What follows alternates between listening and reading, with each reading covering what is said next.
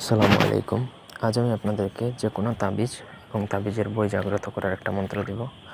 অনেক ক্ষেত্রে দেখা যায় অনেকে কাজ করে বা যাদের কুফরি কালামের কাজ করে বা করতে চায় কিন্তু তাদের কাজ হয় না। তো এইগুলো অনেক কারণ হতে পারে। আপনার রাশির সমস্যা থাকতে পারে, আপনার কোনো ওস্তাদ নাও থাকতে পারে, গুরু নাই যার তার কোনো কিন্তু গতি নেই।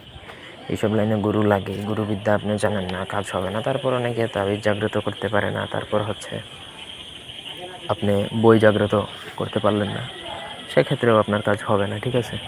তো এগুলো জাগাইতে হবে, তারপরেই কিন্তু আপনার কাজটা হবে। প্রথম থেকে পুরো ভিডিওটা নাটানি শেষ পর্যন্ত দেখুন। আমার চ্যানেলটা সাবস্ক্রাইব করবেন, লাইক কমেন্ট শেয়ার করবেন। ব্যক্তিগত যে কোনো প্রয়োজন বা যে কোনো কাজের জন্য স্ক্রিনে দেওয়া নাম্বার আছে, সরাসরি ফোনে, হোয়াটসঅ্যাপে বা ইমেতে যোগাযোগ করে যে কোনো কাজ করাতে পারবেন, দেশে বা দেশের বাইরে থেকে।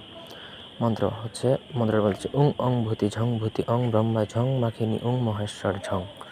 মহামন্ত্র এইরকম খুবই ডিফিকাল্ট হয়, এটা আপনাকে মুখস্থ করে নিতে হবে। তারপর যে কোনো তাবিজ বা বইতে এই মন্ত্র জাস্ট 37 বার পরে 37টা ফু, মানে একবার পড়বেন একটা ফু, 37 বার পরে 37টা ফু দিলে তার জাগ্রত হবে বা প্রাণ প্রতিষ্ঠা হবে। তখনই সেই তারপর তাবিজের উপর ধূপ বাতির ধোঁয়া অথবা আতর দিবেন, তাহলে সেই তাবিজ বা তাবিজের বইটা জাগ্রত হয়ে যাবে। তারপর সেই তাবিজ দিয়েও কাজ করলে কাজ হবে, বা সেই বই থেকে যে কোনো বিদ্যা প্রয়োগ করলে কাজ হবে। নিষ্ক্রিয় কোনো তাবিজ বা বই দিয়ে অনেক ক্ষেত্রে কাজ করে না। যদি আপনি নতুন হয়ে থাকেন, আপনি যদি পুরাতন হয়ে থাকেন, এই লাইনে অনেক পুরাতন হয়ে গেছেন, তখন ঠিক আছে কাজ করবে, আদারওয়াইজ কাজ নাও করতে পারে। তো পুরো নিয়মকানুন মেনে তারপরে কাজ করবেন। এই ভিডিও বা এই মন্ত্রের অনুমতি নিতে ভিডিওতে 10টা কমেন্ট করলে আমি প্রত্যেককে অনুমতি দিয়ে দেবো। আপনি অনায়াসে কাজ করতে পারবেন, আপনার তাবিজ জীবনেও মিস্টেক করবে না বা তাবিজের বই কোনোদিনও মিস করবে না কাজের ক্ষেত্রে।